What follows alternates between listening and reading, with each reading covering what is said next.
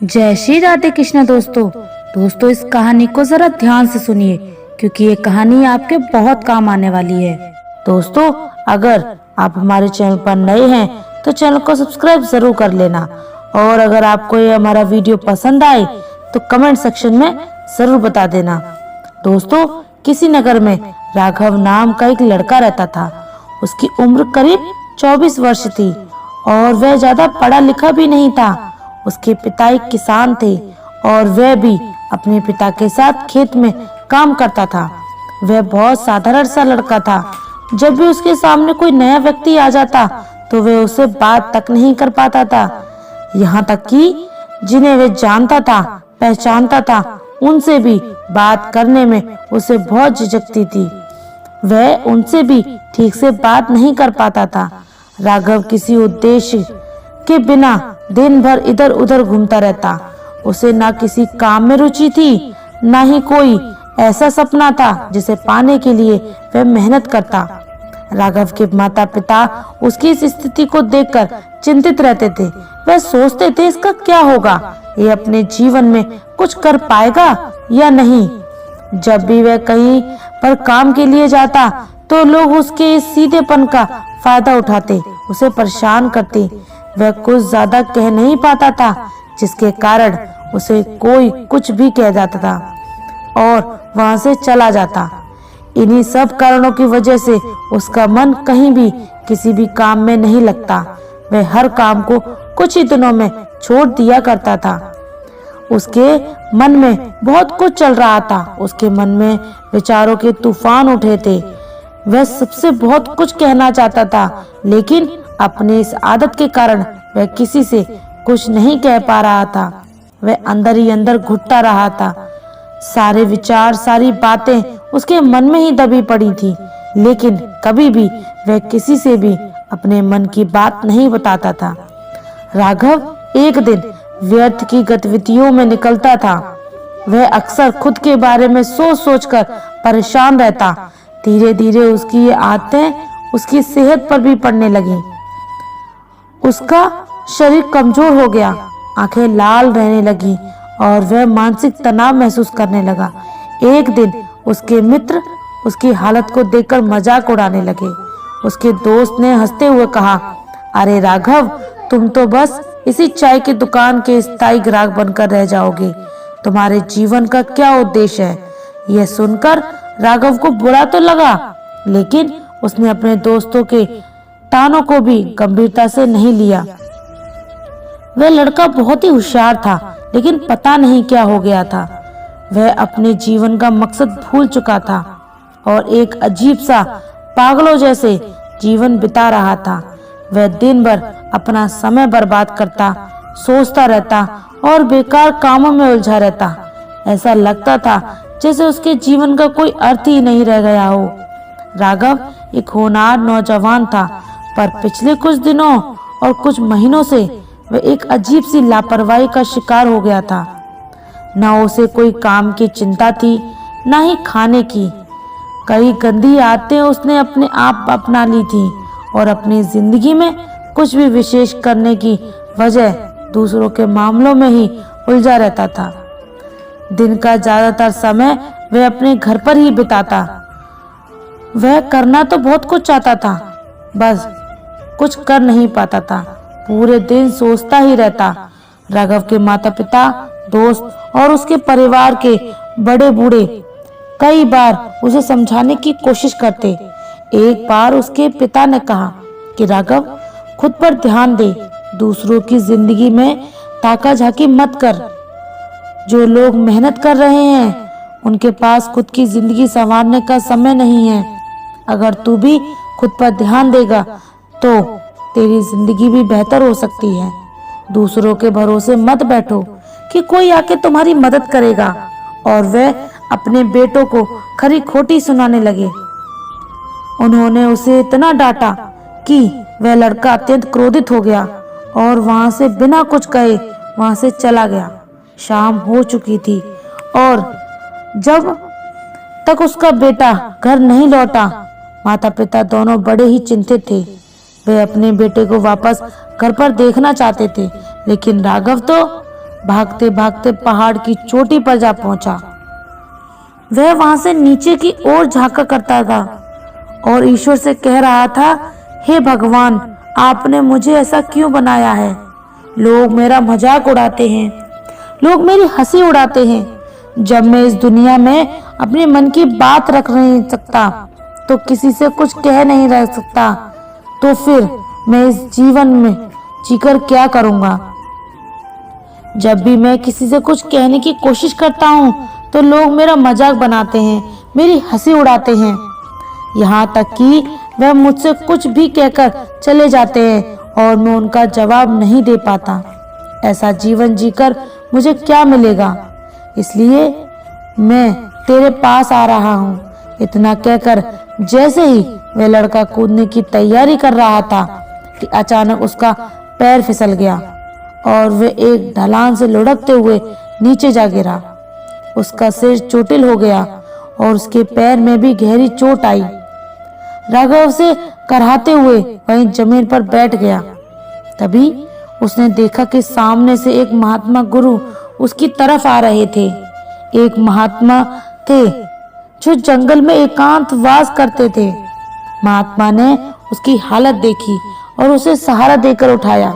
उन्होंने बड़े ही प्यार से उसकी चोट को देखा और कहा, बेटा, ये चोट तुम्हें कुछ सिखाने के लिए है। क्या तुम जानना चाहोगे? राघव ने बड़ी कठिनाई से सिर हिलाया। उसकी आंखों में पश्चाताप और आशंका के मिश्रित भाव थे।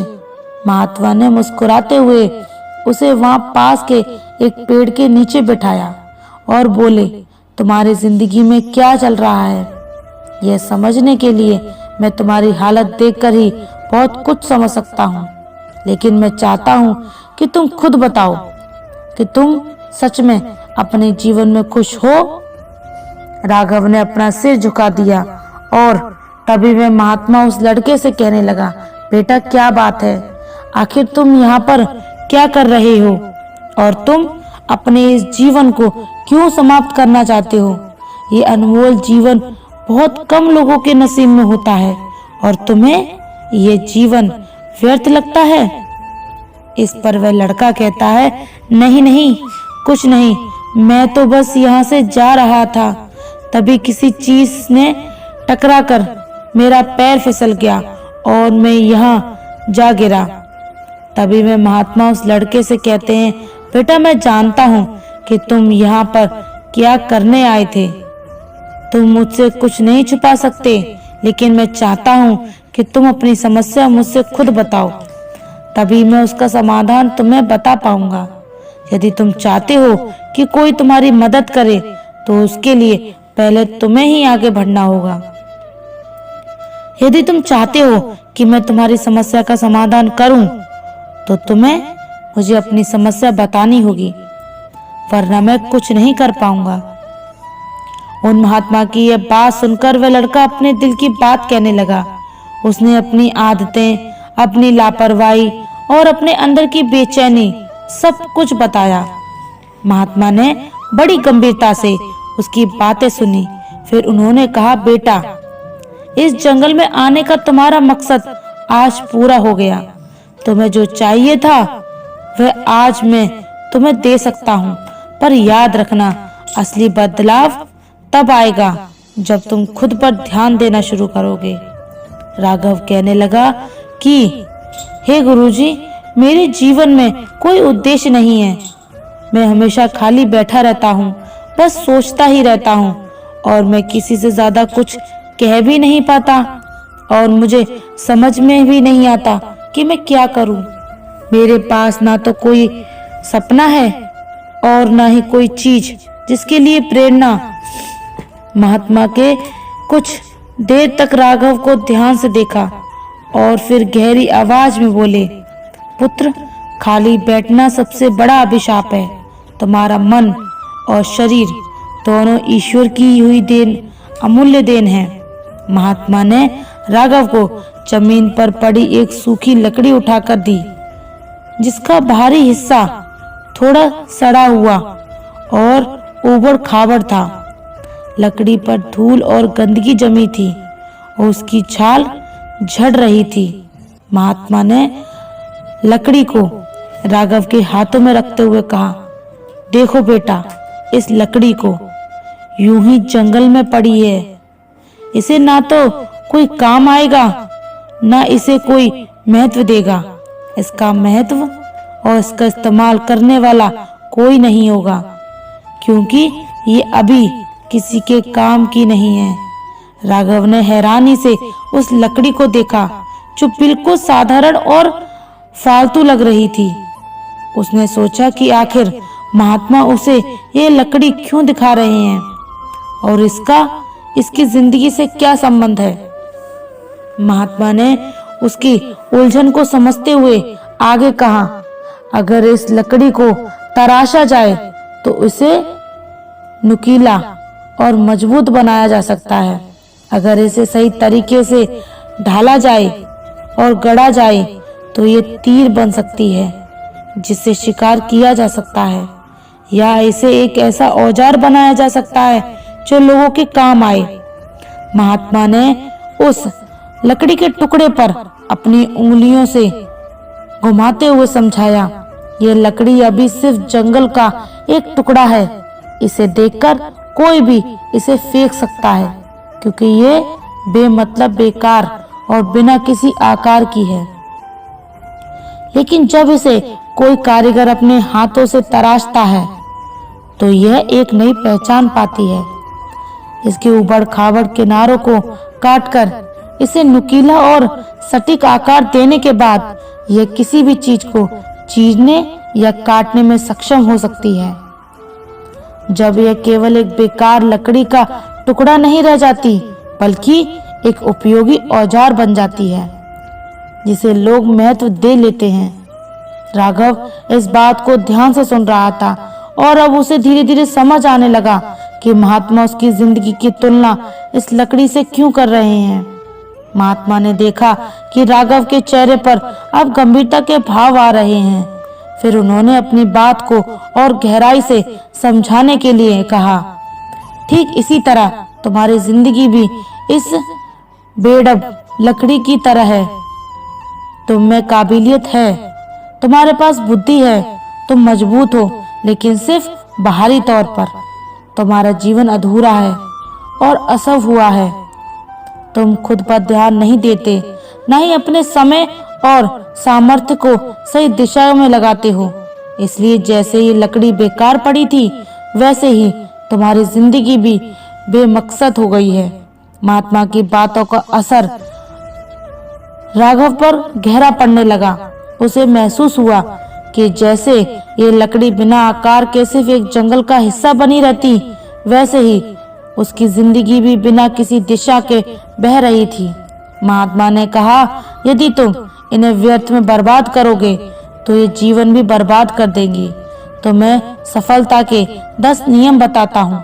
यदि तुम इन्हें अपनाओगे तो तुम्हारा जीवन बदल सकता है। राघव ने अपना सिर झुकाया और महात्मा की बातों को ध्यान से सुनने के लिए तैयार हो गया। पहला नियम, एक सपने को लक्ष्य में बदलो। महात्मा ने कहा, हर व्यक्ति के मन में कोई सपना होता है, परंतु केवल सपने देखना ही पर्याप्त नहीं है। जो अपने सपनों को लक्ष्य में बदलते हैं वही सफलता प्राप्त करते हैं। सबसे पहले ये तय करो कि तुम्हें अपने जीवन में क्या पाना है। यदि तुम यह नहीं जानोगे तो तुम्हारा जीवन बिना दिशा के एक भटके हुए जहाज की तरह होगा। यह सुनकर राघव ने सोचा कि उसने अपने जीवन में कभी कोई लक्ष्य निर्धारित नहीं किया था। उसका मन पहली बार अपने जीवन की दिशा के बारे में सोचने लगा। दूसरा नियम, समय का सही उपयोग करो। महात्मा ने आगे कहा, संसार में समय सबसे मूल्यवान चीज है। यदि तुम समय को बर्बाद करते हो तो ये कभी लौट कर नहीं आता। जो व्यक्ति समय की कदर नहीं करता उसे जीवन में सफलता नहीं मिलती। हर क्षण को एक अवसर की तरह देखो और उसका सदुपयोग करो। एक सही दिन वही है जिसमें तुमने कुछ नया सीखा हो या कोई ऐसा कार्य किया हो जो तुम्हारे लक्ष्य के करीब ले जाए। महात्मा ने एक छोटी सी कहानी सुनाई। प्राचीन समय में एक राजा था जो बहुत आलसी था। उसके राज्य का हाल बुरा था क्योंकि वह हमेशा सोचता रहता कि कल से काम करेंगे। एक दिन पड़ोसी राजा ने उस पर हमला किया और उसका राज्य शत्रुओं ने छीन लिया। तब उसे एहसास हुआ कि उसका आलस और समय की बर्बादी ही उसकी हार का कारण है। तीसरा नियम, ध्यान और एकाग्रता को अपनाओ। ध्यान वह साधन है जो तुम्हारे विचलित मन को एकाग्र करता है। यदि तुम प्रतिदिन ध्यान करोगे तो तुम्हारा मन शांत होगा और तुम्हारी एकाग्रता बढ़ेगी। महात्मा ने एक बोधक घटना सुनाई। किसी समय में एक युवा साधक अपने ध्यान में बहुत परेशानी महसूस करता था। उसका मन भटकता था और उसे कभी शांति नहीं मिलती थी। फिर उसके गुरु ने उसे पेड़ की जड़ों को देखने का निर्देश दिया।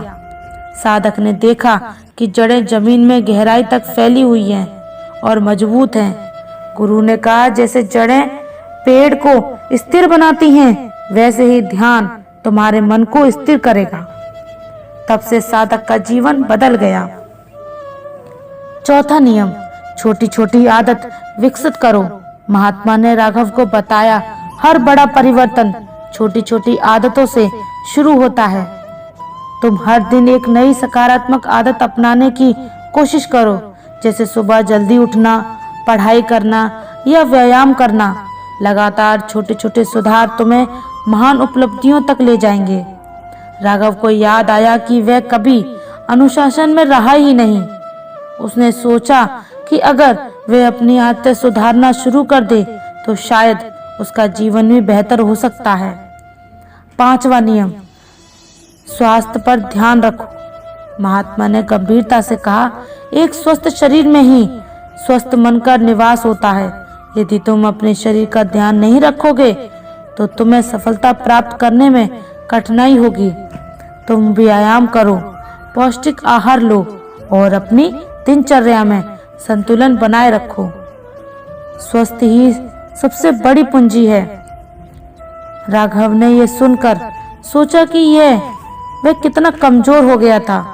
उसने फैसला किया कि वह अपने शरीर को मजबूत बनाने के लिए हर दिन व्यायाम करेगा।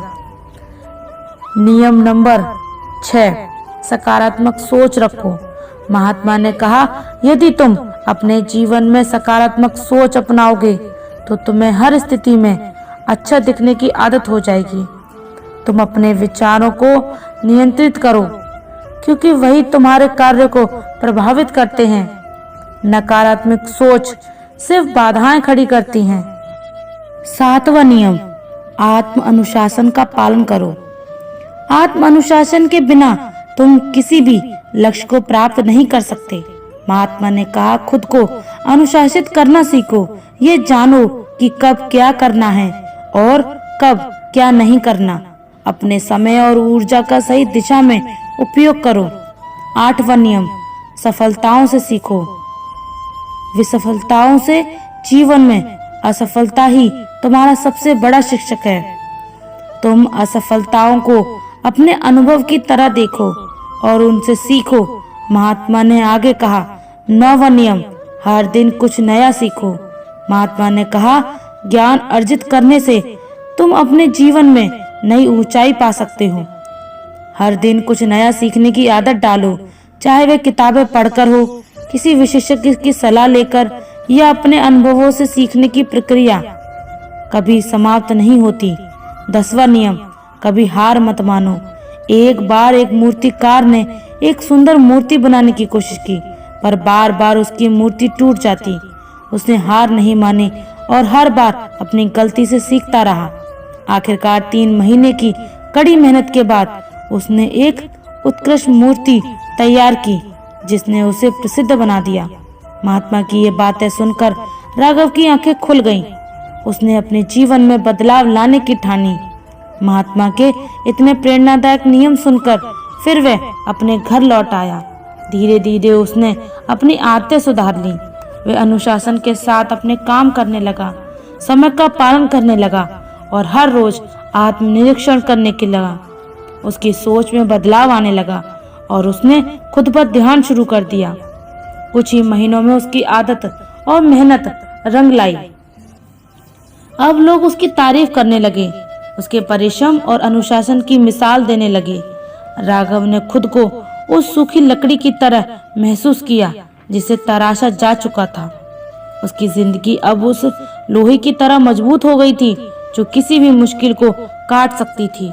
इस प्रकार राघव ने महात्मा की सीखों पर अमल करने के अपने जीवन और अपनी जिंदगी को एक नई दिशा दी और खुद पर ध्यान देकर अपनी असल पहचान बनाई। दोस्तों, आपने आज के इस वीडियो से क्या सीखा वह मुझे आप कमेंट में बता सकते हैं। इसी के साथ हम उम्मीद करते हैं कि आपको आज की वीडियो पसंद आई होगी, तो इस वीडियो को उस इंसान को शेयर करें जिसे ये कहानी सुनने की जरूरत है, और उसी के ठीक बाद चैनल को सब्सक्राइब करें। तो चलिए फिर मिलते हैं ऐसी एक और नई वीडियो में एक नए मैसेज के साथ। तब तक के लिए अपना ख्याल रखें। धन्यवाद। जय श्री राधे कृष्णा।